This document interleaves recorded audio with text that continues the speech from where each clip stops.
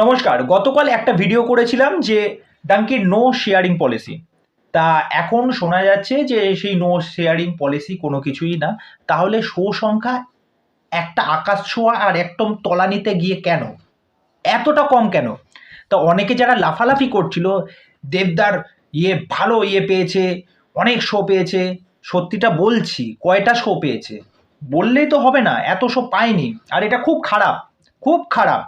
আমি আমাদের নিকটবর্তী সঙ্গম সিনেমা হলে আমি গতকাল কল করেছিলাম এবং ওখানেরই একজন কর্মরত একজন ভদ্র মহিলার সাথে আমার কথা হয়েছে। অডিওটা কাইন্ডলি তোমাদেরকে বলবো, একটু শুনে নাও। হ্যালো। হ্যাঁ দিদি, ভালো আছেন? হ্যাঁ ভালো আছি। বলছি প্রধান কি তাহলে দেয়নি সঙ্গমে? প্রধান না। এ বাবা, সঙ্গমে ওটা করলো? তাই তো দেখছি। অদ্ভুত ব্যাপার। ডাঙ্কির তো সব জায়গা তো ফুল হয়ে গেছে, এই জিনিসটাই তো বাজে হয়ে গেল। এবার তাহলে মানুষ দেখতে যাবে, এটা খুবই বাজে হলো। মার্কেট তো পুরো ডাঙ্কি পুরো খেয়ে ফেললো তো।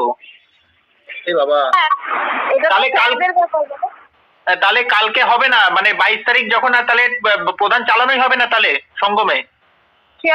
তা তো এখন বলতে পারছি না। আচ্ছা, যদি সেরকম হয় আমাকে একটু আগের থেকে একটু জানিও তো। ঠিক আছে। তা তোমরা অডিওটা শুনলে। তা আজকে গিয়ে আমি বুক মাই শো রিপোর্টটা দেখলাম। বুক মাই শো রিপোর্টটা গিয়ে দেখলাম সঙ্গমে প্রধানের 2টো শো দিয়েছে আর কাবুলিওয়ালার 2টো শো দিয়েছে।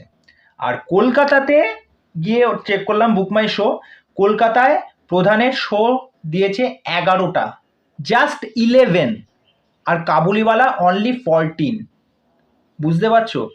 আর গতকাল ওই ভিডিওতেও আমি বলেছিলাম যে ডাঙ্কির কীরকম ঝড় তুলছে। ডাঙ্কি অবশ্যই করবে, সেটা নিয়ে কোনো নো ডাউট, কোনো দুবিধা নেই ওইটা নিয়ে যে ডাঙ্কি শো পাবে। বিষয়টা হচ্ছে কি, গতকাল আমি বলেছিলাম যে ডাঙ্কি কলকাতায় শো সংখ্যা পেয়েছে 267টা, আর সেখানে অকুপেন্সি ছিল 23%। আজকে গিয়ে সেখানে শো সংখ্যা শুনলে তোমরা পিলে চমকে যাবে। 781টা শো ডাঙ্কির কলকাতাতে, as per BookMyShow report. 781টা শো।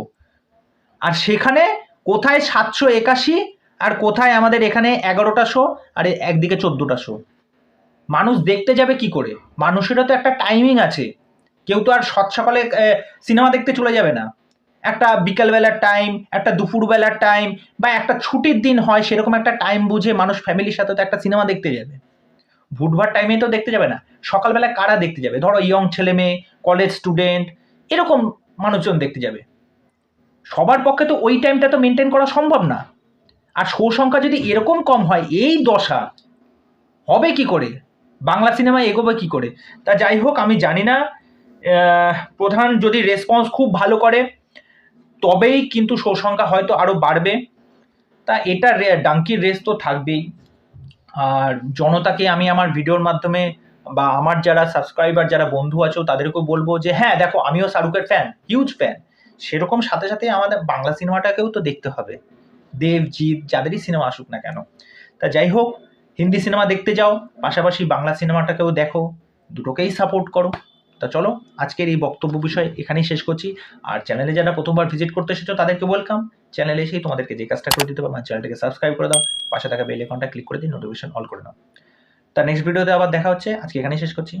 নমস্কার।